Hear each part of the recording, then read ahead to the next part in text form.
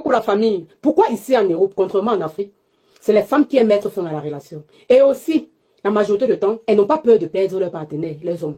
Tu vas voir, c'est une femme qui va dire à l'homme que c'est fini. Elle ne se gêne pas. Elle ne se gêne pas. C'est elle qui porte les choses, elle met dehors. Elle ne se dérange pas. Pourquoi ici en Europe, c'est plus la femme qui met fin à la relation. Alors qu'en Afrique, là-bas, lorsqu'un homme dit que c'est fini, tu commences à supplier, le gourmand peut seulement te boler les pleurs de ça. Alors qu'ici en Europe, même quand elle pleure, ne pleure pas pour longtemps en fait. Pourquoi? Vous pouvez donner des explications à cela. Tu vas même voir une femme, elle a même les enfants. Maman, elle s'en fout. Elle te dit que papa part. Papa part. Il va refaire ma vie, maman. Et après, vous allez finir où? Vous allez finir où? Vous allez finir chez Warman. Vous allez finir chez Warman en disant... Vous allez finir chez Warman en train de dire Wamichou, Wami, Warman, je veux l'homme, non. Non. Tu as combien d'enfants? Mets la caméra, ma chérie, mets la caméra. Tu as combien de fois, ma chérie? J'ai 3 enfants. Et le papa est où? Ouais, c'est comme ça que vous allez finir. Parce que vous épousez bêtement les mœurs occidentales. Le problème de la femme africaine qui arrive en Europe, pour la plupart, découvre ce que c'est qu'avoir un salaire. Elle découvre ce que c'est que de vivre par elle-même. Elle découvre ce que c'est de voler par ses propres ailes, avoir ses propres moyens.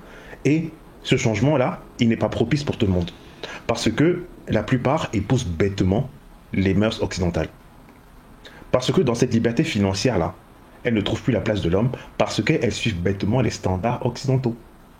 Elles en oublient leur culture, sous prétexte que leurs mères ont trop souffert au pays, sous prétexte que leur père aurait martyrisé leur mère au pays. Donc elle ne va pas se laisser faire, c'est une nouvelle génération. C'est pour ça qu'aujourd'hui, qu'elles aient 3 ou 4 enfants aujourd'hui, elles n'ont plus la valeur famille. Elle préfère avoir son argent et gérer son enfant, et gérer ses enfants, parce qu'elle a les allocations familiales, parce qu'elle a la loi pour elle. Du coup, lorsqu'elles arrivent ici, là, avec ce nouveau pouvoir, la liberté financière, elles foutent leur mec dehors. La famille passe après, parce que c'est d'abord elle. Il faut qu'elle profite de sa vie. Et comme vous, les femmes en général, vous êtes toujours persuadées d'avoir plus, de pouvoir trouver mieux que votre homme. Vous allez détruire votre famille parce que vous êtes trop belle, parce que votre copine m'a dit, parce que vos copines vous ont dit, Ko, tu mérites mieux. Ko, tu fais quoi avec lui? C'est ça. Du coup, elle jarte le père de son enfant, elle jarte le père de ses enfants, parce qu'elle cherche toujours mieux. Il suffit de voir. Les femmes ont 3-4 enfants, avec 3-4 pères différents, parce qu'elles cherchent toujours mieux. Parce que lorsqu'elle a un petit différent avec son monsieur, ben, le petit fait qu'elle gagne petit 1500 € à la fin du mois, plus 800 € d'allocation familiale, ben ça va, elle n'a pas besoin d'un homme. Donc dégage. Next. Donc le prochain va venir, oh il est trop beau gosse, il vit à Londres, il fait ci, il fait ça, donc c'est lui. Sauf que le même schéma recommence, Vu qu'on n'a plus de valeur famille, elle va le jarter au moins de problème. Parce que, encore une fois, elle a ses petits 1500 de salaire, plus son allocation familiale, c'est tout. Vous épousez bêtement les mœurs européennes, mais bêtement parce qu'il n'y a plus la valeur famille. Et ce que je déplore le plus, c'est que vous arrivez d'une structure familiale qui était stable.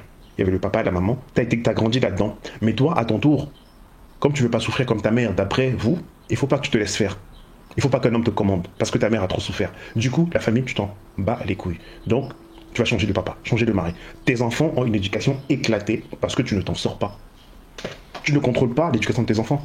Parce que toi, tu as ton travail, en plus tu as tes allocations familiales, tu vis dans un quartier pourri, tu vis en HLM, dans les quartiers les plus craignos de France, et tu penses que ça va. Tu penses que tu es une femme forte et indépendante. Tu n'as pas besoin d'homme. Donc dès qu'un homme te fait chier, next. C'est comme ça. Vous épousez bêtement les mœurs occidentales, alors que tu viens d'une famille qui était structurée. Mais non, ta mère a trop souffert. Donc tu ne veux pas reprendre ce schéma-là. C'est pour ça que vous vous égarez ici en Europe. C'est pour ça que vous vous égarez. Mais continuez comme ça. Le seul truc qui me fait mal sont vos enfants. C'est ça le seul truc qui me fait mal. Parce que vos enfants sont perdus. Et après on va s'étonner que pourquoi est-ce que les enfants noirs d'Europe ne réussissent pas.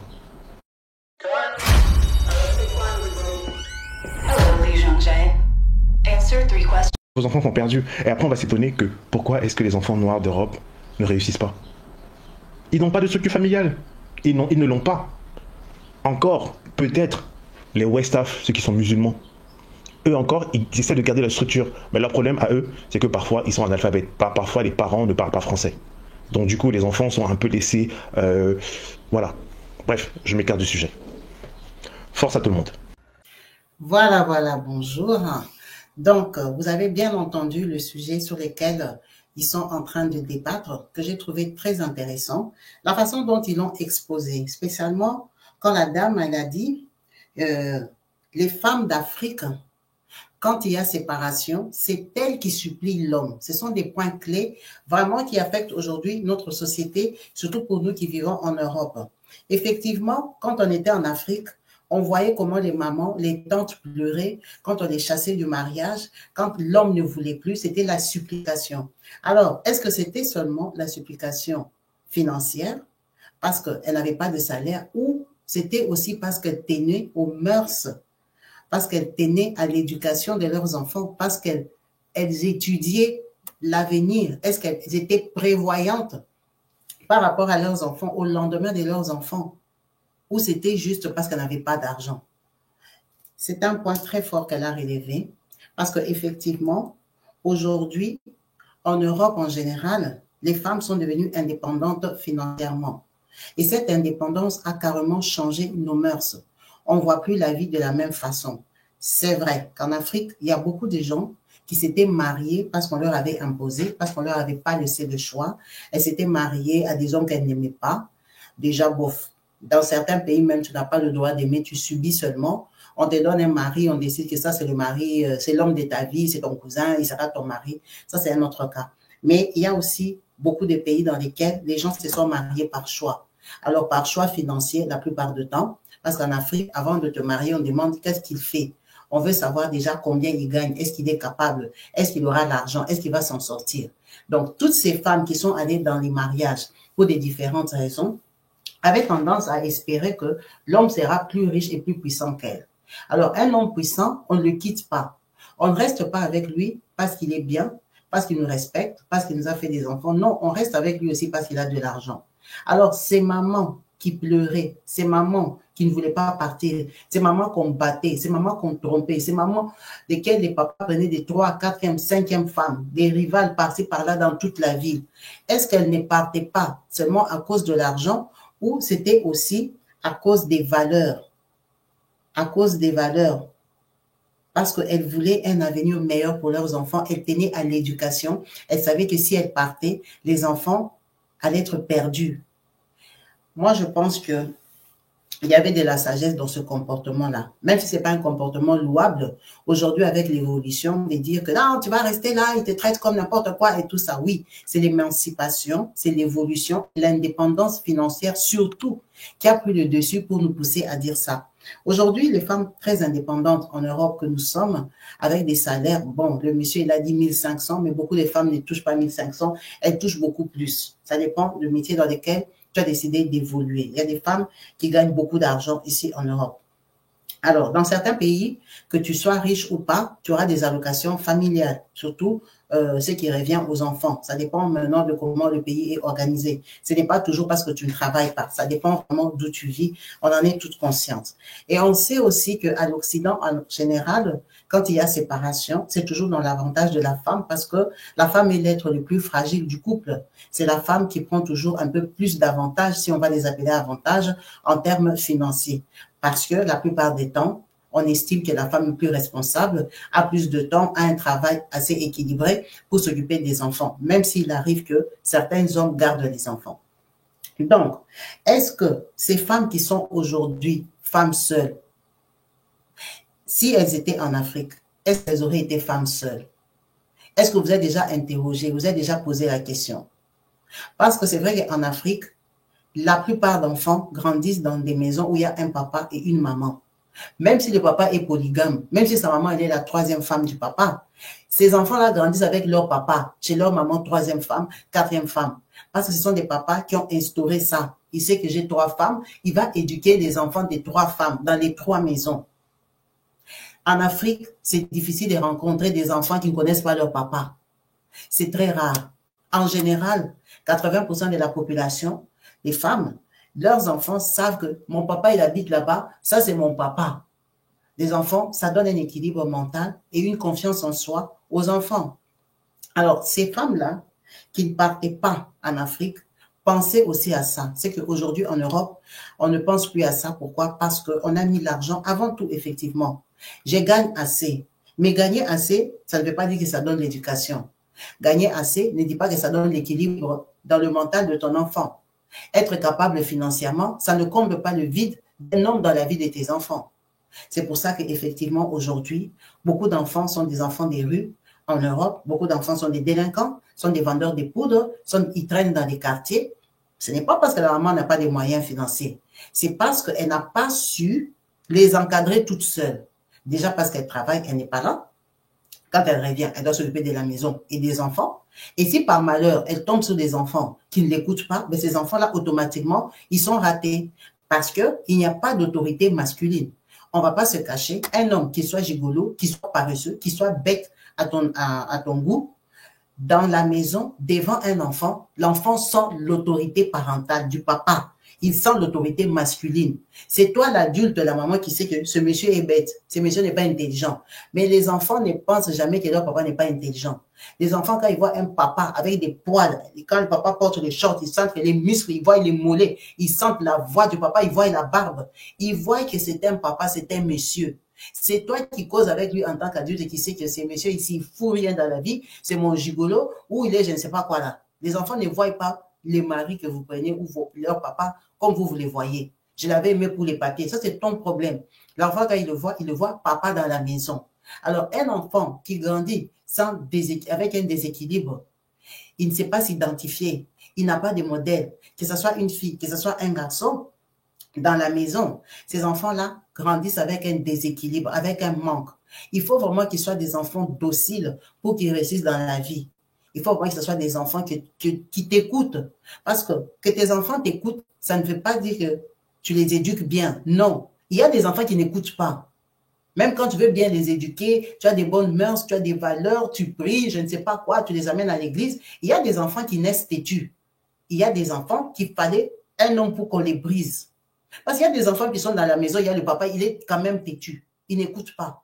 Il vous fait mal à la tête. Donc maintenant, imagine une maison comme ça. En plus de ça, il n'y a pas de papa. Donc beaucoup d'enfants, effectivement, en Europe, ont raté parce que leurs mamans sont devenues indépendantes trop tôt. Ce sont des femmes qui ont grandi en Afrique avec papa et maman. OK? Mais quand elles arrivent ici, elles se sentent capables d'élever les enfants toutes seules. Ce qui est très faux parce qu'elles n'ont pas d'expérience. Elles n'ont pas d'expérience. Mais ce qui leur donne cette certitude-là, effectivement, c'est les moyens financiers. Parce que, vu qu'en Afrique, elle n'était pas indépendante du tout, en Afrique, elle n'avait pas cette certitude de savoir que même sans mari, je vais m'en sortir financièrement. Hein? Même si je ne travaille pas, je serai soit en accident de travail, soit en arrêt maladie, soit enceinte. En tout cas, j'aurai un soutien financier de l'État. Elle n'avait pas ces certitudes-là en Afrique. Donc, ça leur donne une assurance de capacité. Elles pensent qu'elles sont devenues capables d'affronter toute situation toute seule, ce qui est vraiment lamentable et ce qui est faux. C'est vrai qu'il faut qu'on se remette en question parce que, quelque part, nous sommes africaines. On doit garder nos racines, nos mœurs, notre façon de faire. C'est ce qui nous fait croire, à nous les Africaines, que nous sommes équilibrés. Tous les Africains pensent qu'ils sont équilibrés. Pourquoi? Pourquoi tous les Africains pensent qu'ils sont normaux? Pourquoi tous les Africains ne pensent pas qu'ils sont bipolaires? Parce qu'ils se disent qu'ils ont grandi avec des valeurs, qu'ils ont grandi avec des mœurs, avec la vérité. Ils ont grandi avec des parents qui leur parlaient. Mais pourquoi ces mêmes Africains-là ne donnent pas cette chance à leurs enfants? Pourquoi? Pourquoi ils ne donnent pas cette chance à leurs enfants? Si nous qui venons d'Afrique, nous estimons que nous sommes normaux, que nous sommes intelligents, que nous sommes capables, que nous sommes courageux, que nous sommes malins, qu'on peut tricher et tout ça, c'est pourquoi? Parce qu'on a grandi avec un certain équilibre. Et cet équilibre est venu de quoi? Des sacrifices de nos parents. Et quels sacrifices? Ce n'était pas que financier, c'était aussi le temps de l'éducation, c'était aussi le temps de rester en famille, c'était aussi de valoriser la famille. Les parents de l'époque valorisaient la famille. Il ne s'est basé pas aux lois du pays, il s'est basé sur la famille. La famille avait de la valeur. Aujourd'hui, l'argent de la CAF, l'argent du travail, l'argent du salaire passe avant les valeurs des familles, avant les valeurs familiales, avant les valeurs africaines, avant les valeurs de l'éducation, avant même de l'avenir de tes enfants. Tu regardes d'abord ta stabilité. Il y a un gros égoïsme qui s'est développé en nous. C'est vrai que les femmes africaines, elles étaient aussi victimes de mariage. Mais ces femmes-là, de cette génération-là, je ne pense pas que même si vous les mettez en Europe ici, elles allaient divorcer comme les jeunes femmes divorcent aujourd'hui. Les jeunes femmes aujourd'hui divorcent parce qu'elles ont une sécurité sociale. Elles sont sécurisées financièrement. C'est pour ça qu'elles n'en ont rien à foutre. Et comme le monsieur a dit, elles deviennent libres pour commencer maintenant à chercher. Elles ont la même procédure envers tous les hommes. Dès que tu dis un petit mot, dès que quelque chose ne l'arrange pas, elle te fout dehors. Parce que c'est de l'égoïsme. Elle pense à elle, elle ne pense pas à l'équilibre de ses enfants. Elle dit non, il n'était pas bien, il va abîmer mes enfants. Mais qui t'a dit que ton papa à toi était bien? Qui t'a dit que ton papa était un bon mari? Qui t'a certifié ça? C'est ta maman qui a couvert toutes les bêtises de ton papa. C'est ta maman qui a dit, j'ai déjà fait les enfants, je vais rester avec lui. En fait, à un moment, on a l'impression que tout le monde qui est ici pense que son papa est un bon mari. C'est faux. C'est ta maman qui savait couvrir les erreurs et les bêtises de ton papa. Il n'y a pas un pays où il n'y a que des bons maris. C'est faux. Beaucoup de gens ont grandi avec des très mauvais papas. Mais la maman a couvert, la maman a caché, la maman a supporté, la maman a bloqué. Elle a dit, je garde tout ça là, je prends sur moi parce que je veux que ces enfants-là soient éduqués et qu'ils aient l'équilibre que nous tous nous avons aujourd'hui ici en Europe. On se sent tellement capable, tellement courageux, tellement bien éduqués. On pense que nous sommes je ne sais pas quoi. C'est parce que ces mamans-là avaient la valeur des familles. Elles avaient ces valeurs-là. Elles protégeaient la famille. Elles tenaient à l'éducation. Elles tenaient à la réussite d'une famille. C'est pour ça que même dans la Bible, on dit la femme sage bâtit sa maison. Elle ne la bâtit pas seulement spirituellement, en chassant les démons, elle bâtit sa maison aussi dans l'éducation. Elle protège sa maison, elle protège les enfants vers le papa, elle protège le papa vers les enfants. Les mamans d'avant, vous ne saurez jamais que le papa là, il est bête ou personne ne sait si son papa était bête. Donc, tout le monde a l'impression que son papa était un bon mari, il était intelligent. Mais non, c'est les mamans là qui géraient, c'était des chefs d'entreprise de la maison. Ces mamans-là, c'était des PDG, c'était des directeurs généraux de la maison. Donc, elles vous gèrent seulement dans le silence là. C'est elle qui cuisine, c'est elle qui fait tout, mais c'est elle qui gère le ménage. C'est pour ça que tout le monde a l'impression qu'il avait un bon papa, qu'il est bien éduqué. Ces papas-là, c'était des aventuriers, des trompeurs. La preuve, ils ramenaient des bébés, ils faisaient des enfants dehors. Ils faisaient des bêtises. Les mamans là, les attrapaient peut-être avec des préservatifs dans les poches. Elles les attrapaient avec des lettres, avec des messages, mais elles ne montraient jamais. Pourquoi? Parce qu'elles préservaient l'image de ce qu'on appelle un homme. C'est cette valeur-là que nous, en Europe, on n'a pas. On a pris ces valeurs-là, on les a jetées, on a mis l'argent devant. Ce sont ces valeurs-là que nous, on n'a pas, on ne peut pas supporter, on ne peut pas accepter. On préfère sacrifier l'équilibre de nos enfants. On ne peut pas accepter. C'est pour ça qu'on dit que le mariage, ce n'est pas fait pour tout le monde. C'est pour les femmes sages, les femmes qui ont compris dans quoi elles s'engagent, les femmes qui ont compris que ici, c'est l'avenir de demain, c'est ma lignée, c'est ma descendance, ce sont mes descendants à moi. Je tiens à ce que mes descendants soient équilibrés, mes descendants soient des enfants intelligents, qu'ils aient une vie stable. C'est pour ça qu'on dit pour le meilleur et pour le pire, qu'on part signer. Le pire, c'est quoi? Ce n'est pas que la pauvreté financière. Le pire, c'est aussi les troubles des comportements. Avec l'âge, avec l'argent, avec l'évolution, les gens changent. Même les femmes aussi changent. Mais il y a des hommes qui protègent toujours leurs femmes. Leurs femmes sont menteuses, sont gueulardes. Elles ont des problèmes partout dans les quartiers et tout ça. Mais vous, les enfants, vous ne savez pas que votre maman, comme elle est là, elle est commère. Votre papa, on lui donne les rapports tous les jours. Ta femme est commère, on va la taper. Mais vous, les enfants, vous ne savez pas. Vous croyez toujours que... Moi, ma mère, elle parlait beaucoup. Qui t'a dit que ta mère qui parlait beaucoup, là, c'était une bonne femme? Dans le quartier, on voulait la taper. Dans le quartier, ton papa, elle allait dans les réunions de famille tous les jours. Ta maman impolie, elle insultait les gens. Mais vous, vous ne savez pas ça. Le papa les gardait les secrets. Il protégeait la maman. Vous avez grandi en disant, moi, ma mère, elle parlait beaucoup, hein. Mais tu ne sais pas que ta mère, là, elle est mal vue. Elle est très mal vue. C'est une très, très mauvaise femme. Ils avaient cette force-là de se protéger mutuellement. Malgré que leur amour, on va dire peut-être qu'il n'était pas aussi fort parce que parfois c'était des mariages d'intérêt, des mariages arrangés, des mariages je ne sais pas comment, mais ils nous dépassent. Ils nous dépassent parce que nous, aujourd'hui, on ramène même les problèmes de nos mariages sur les réseaux sociaux. On met la caméra, on filme son mari, le papa de tes enfants, tu le filmes. Tu filmes ses bagages, il n'y a aucun respect. On ramène les problèmes sur les réseaux sociaux. Mais il a fait comme ça, d'ailleurs, j'ai pas payé sa grande. On les insulte sur les réseaux sociaux. On n'a aucun respect. On a manqué quelque chose. Mais ceux qui ont manqué quelque chose, c'est les gens qui sont à l'Occident. Ce ne sont pas les gens qui sont en Afrique. C'est les gens qui sont à l'Occident, qui sont devenus têtus, qui ont paniqué l'argent, qui ont paniqué 2000 euros, 3000 euros, qui ont paniqué les belles routes, qui ont paniqué les maisons, qui ont vu que, hey, je vais pas avoir un appartement, moi, toute seule. C'est ça qui nous manque à nous, cette maîtrise-là. Parce que quand on revient en arrière, quand tu regardes même, ta demi-sœur, toi, regarde votre âge. Ton papa l'avait mis au monde à quel âge? Il avait peut-être 32 ans. Il avait peut-être 34 ans. Ta maman avait quel âge? Elle avait 27 ans. Mais regarde la sagesse qu'elle avait là. Aujourd'hui, toi et ton demi-frère, ta demi-soeur, vous causez, vous vous entendez, vous vivez bien en Europe. C'était des jeunes. Nos parents, là, quand ils faisaient des bêtises dehors, là, c'était des jeunes comme nous. C'était des jeunes. Ils ont commencé la vie tôt. C'était des jeunes. Donc, eux, quand ils étaient jeunes, ils avaient la sagesse. Quand ils avaient déjà 40 ans, elles avaient déjà l'expérience. Mais aujourd'hui, tu vois une maman de 45 ans qui est en train de filmer son mari, de le publier, qui est en train de parler sur les réseaux sociaux, qui est en train de balancer les vêtements du papa de ses enfants par la fenêtre. Elle filme, elle met sur les réseaux sociaux, elle est à l'aise. Elle trouve qu'elle a raison.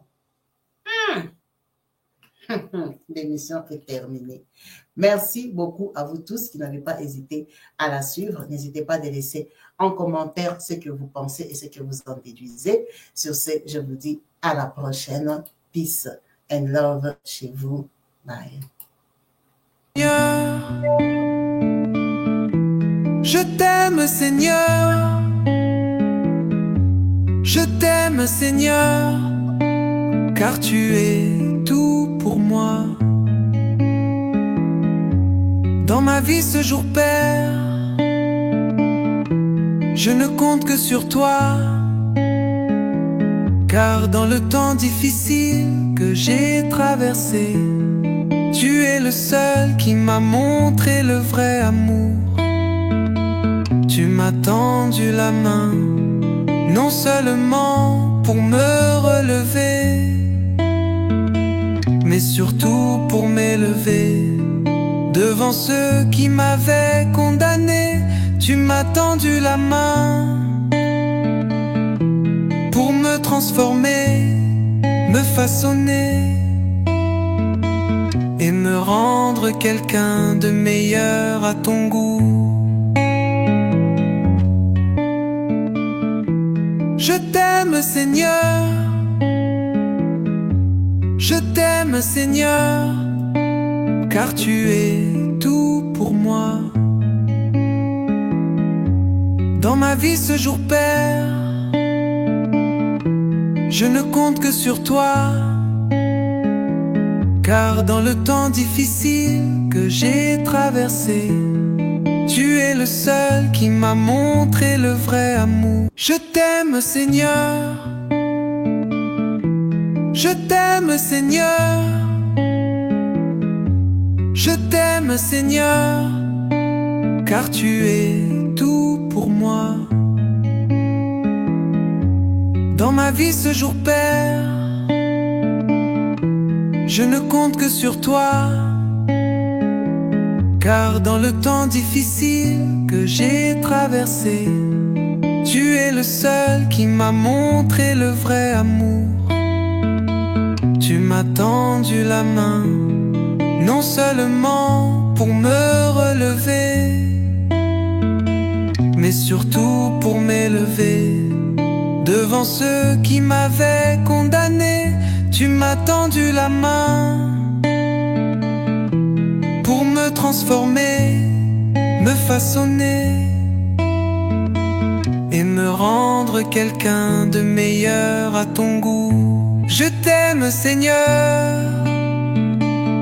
Oui, je t'aime, Seigneur. Je t'aime, Seigneur. Je t'aime, Seigneur. Je t'aime, Seigneur. Oh, je t'aime, Seigneur. Je t'aime, Seigneur. Je t'aime, Seigneur.